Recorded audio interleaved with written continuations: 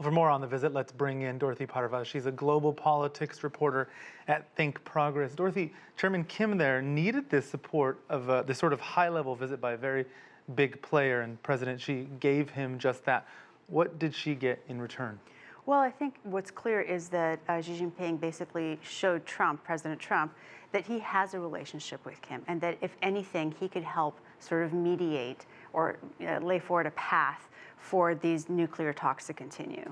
But Trump is very keen on not having six-party talks. He likes bilateral talks. Is there a role for Beijing here in mediation, perhaps? Well, I mean, certainly the President Trump, that is, does like bilateral talks, you're right. But he's also in the past made it clear that he's had to have Beijing's help on this.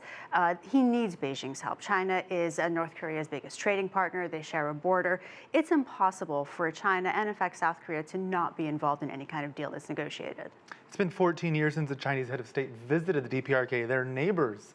Why so long, and what do you make of the timing? Well, I think that maybe it's clear that China didn't really need to do this. And the timing is obvious because at this point, China has to deal first with North Korea as an unreliable security partner at times, and with the U.S. as an unreliable trade partner.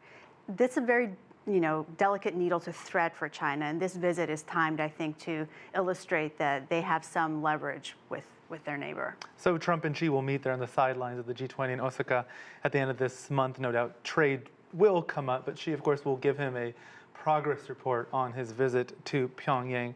Do you think Trump will be pleased by what he hears?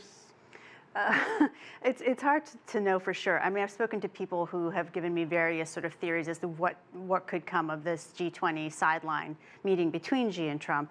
The best case scenario is that they will agree to possibly set a timeline maybe for future negotiations with an eye to what China could do to help with the North Korean negotiations.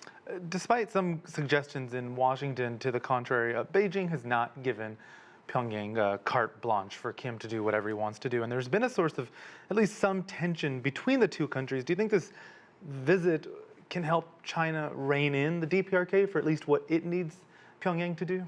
Certainly. It doesn't seem to be in China's best interest to give Pyongyang a carte blanche to do anything, because there's just too much risk involved for them. China, for better or for worse, wants to be part of the international community. It's part of the WTO. It does want to be a big player in the world and can't afford to be seen as sort of siding with this rogue state at this point.